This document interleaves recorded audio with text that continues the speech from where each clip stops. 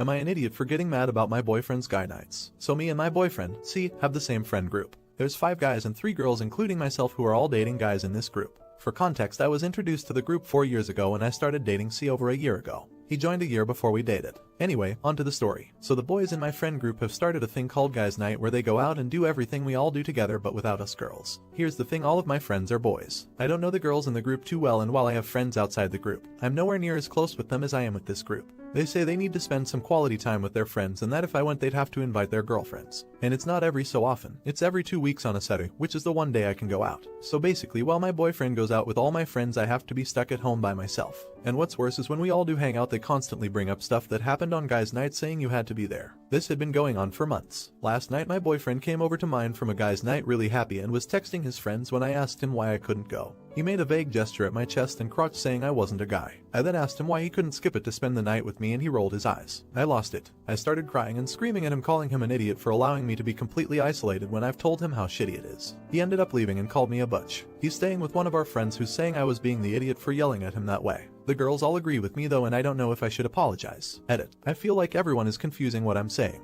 I'm not mad he has his own hobbies, that's amazing. I'm just upset that I'm being excluded because of my gender from my friends who I introduced him to. I've been told explicitly this by him and his friends. Also, we don't live together and I only see him a few times a week. Edit 2. I should also add that my boyfriend sees all his friends during the week, but they schedule Guys Night on the one night I can go out. As I said in a comment, I see him 2-3 times a week and he sees them at least 4 times, 5 on Guys Night. I see my friends once a fortnight. Update. So about 2 weeks ago I posted here asking if I was an idiot for getting mad at my boyfriend for his guy nights. The post didn't get a lot of attention, but the attention it did get was controversial and there were a lot of differing opinions, so I figured I'd do an update as a lot has happened. So after I posted, I ended up contacting the girlfriends in the group to see what was up, and we started noticing some fishy stuff. Their boyfriends and the guys in the group would say the exact same things to them as they did to me. Stuff like, we'd invite you but then the other girls will want to come. We also figured out that there were other nights that all the guys were free but that wanted to do setters for some reason. One of the girls, H, was suspicious for many other reasons, so she checked her boyfriend's phone. I don't condone what she did at all, BTW, but in this circumstance I excuse it.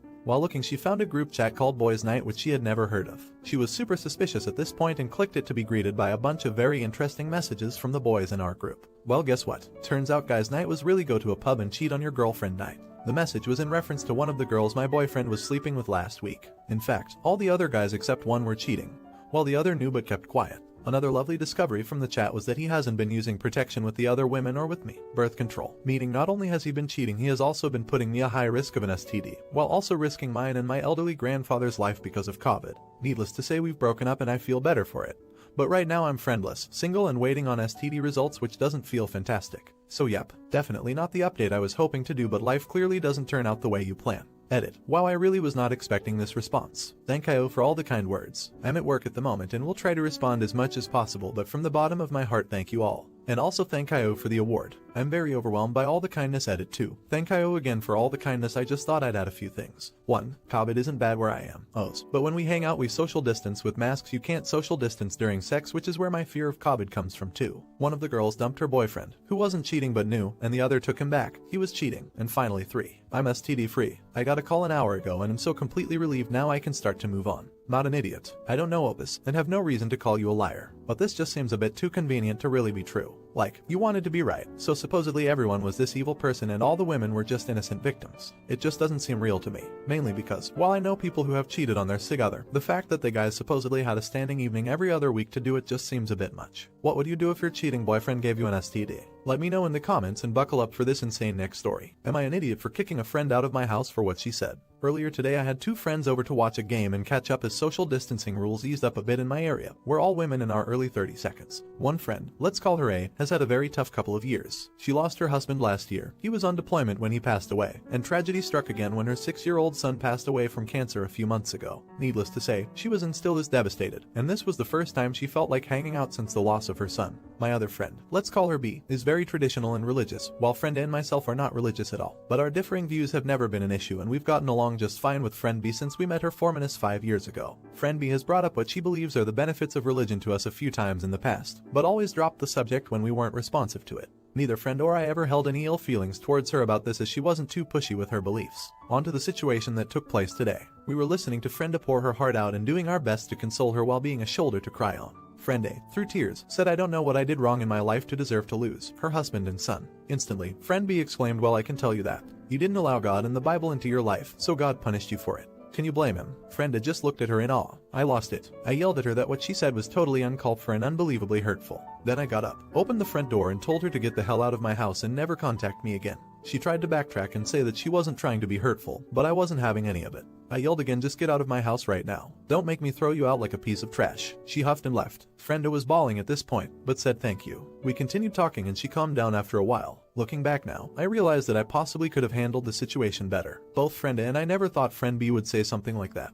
Maybe I overreacted, I don't know. Am I an idiot? Edit. I didn't expect this to take off as much as it did and I really appreciate all the comments, messages, and awards. I want to clarify why I think I may have overreacted. I always thought of myself as tolerant and a person who respects other people's views and beliefs, no matter how extreme. This situation made me react in a way that, in my mind, didn't make me a tolerant person because I did throw someone out of my house for saying something that I thought was out of line.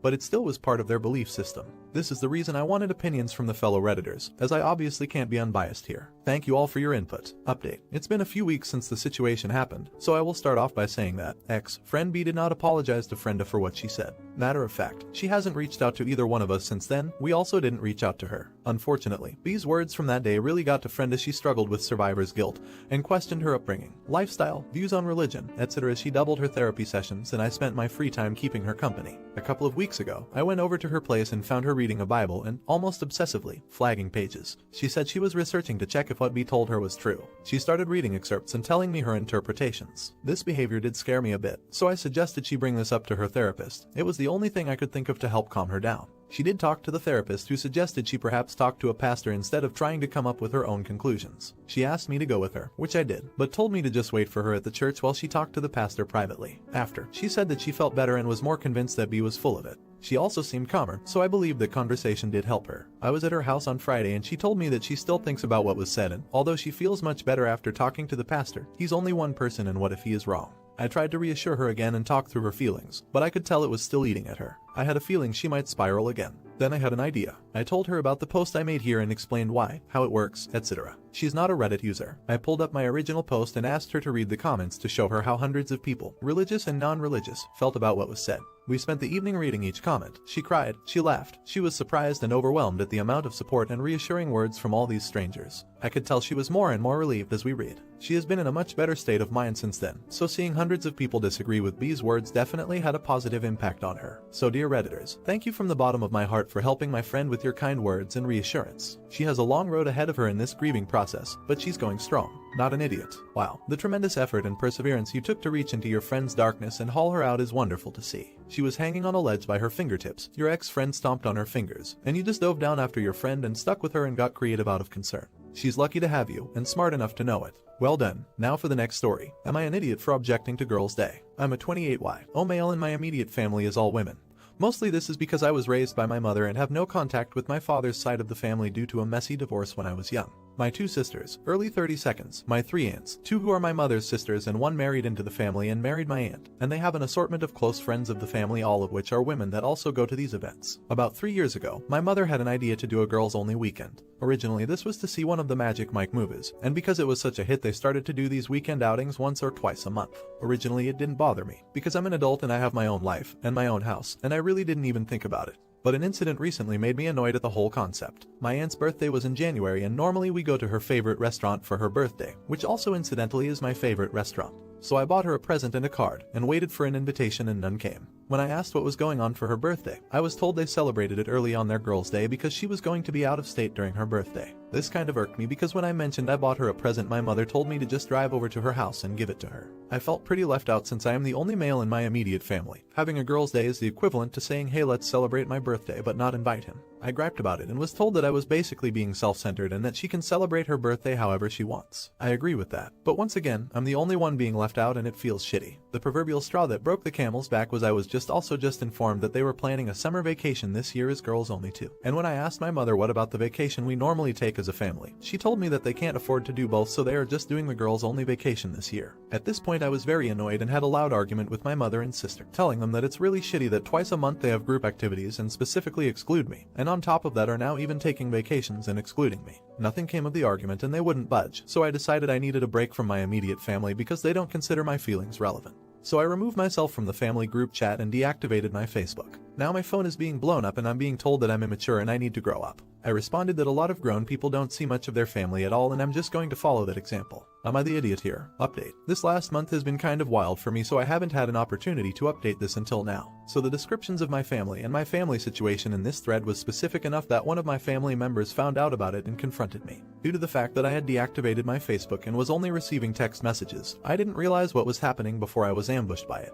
My sister, the oldest, confronted me about it and asked if it was me who made the thread, and I confirmed that it was. And she insisted I was being shitty for airing the family's laundry like that. I responded that I in no way did that, as I was speaking very generally and never identified who my family was. This spread to my family and now the thread was shared on Facebook and everyone was shown. I was invited to a family meeting, we never have those, where I was sat in front of a firing squad of angry women who told me that what I did was wrong and demanded an apology. They said that I knew they weren't excluding me and because I gave everyone that impression I owed them an apology. I replied that I absolutely did not know they were not excluding me, and included examples of things they did, such as the birthday dinner, going to an amusement park, and going to a baseball game. Once again, they characterized this as a girls-only event of fun where boys just weren't allowed or welcome because they wanted to talk about things guys wouldn't be interested in. I replied that she needs to stop saying guys because there is only one guy who would have been invited and that's me, so what she's really saying is it's a no-opus event, not a girls-only event. They explained that it wasn't excluding me because regardless of whether I was interested in the event, the conversation would have bored me because I'm not a girl. At this point we were going around in circles, so I just explained my perspective. I said that I'm the only male in our immediate family. When the people in my immediate family get together on a regular basis, not a one-off or once in a while, and don't include me, regardless of what they called it, I feel excluded. I explained that the breaking point was the family vacation, and that there was absolutely no reason to leave me out of a vacation I was always invited to, particularly when that's the only family vacation we do and they've stated they cannot afford a second one. At the end of this family meeting, I was never given an apology, no one tried to empathize with my perspective, and I was accused of many things that I didn't do by any reasonable interpretation. I told my mother and my sisters that we reached a breaking point in our relationship and that I was going no contact for a while. I told them I'm an adult, and I have my own life, and the reason I wanted to be involved was because I didn't want one of those family relationships where you only see your family at holidays. If that's not what my family wants, then it's okay. But I told them that I was not going to be involved with people who made me feel shitty and intentionally leave me on the outside looking in of my own family. My mother, sisters told me that if I was going to lie about them to everyone that they don't care. At this point, my relationship with my family is over. I left that family meeting and have not reactivated Facebook and have not received any contact and have not initiated any contact. Not an idiot. I'm so sorry, Opus. I wish you speedy healing, difficult as it may be, since at least one family member is reading. Let me say you're miserable people if the general thrust of the story matches Opus's telling of it. Shame on you. Also, you're nuts if you think a catty group is going to be satisfied with ostracizing just one person. Look around your group and ask yourself who's next. Not an idiot. If the family is reading this, you guys just lost someone who loved you enough to want to spend time with you. How can a mother exclude her own son? How can a sister not defend her own brother? Shame on you guys. It sounds like this guy is serious. Say goodbye to one of the only people that ever gave a shot about you guys, because even if he does come back, it'll never be the same. I would never do this to my family. Honestly, you guys disgust me.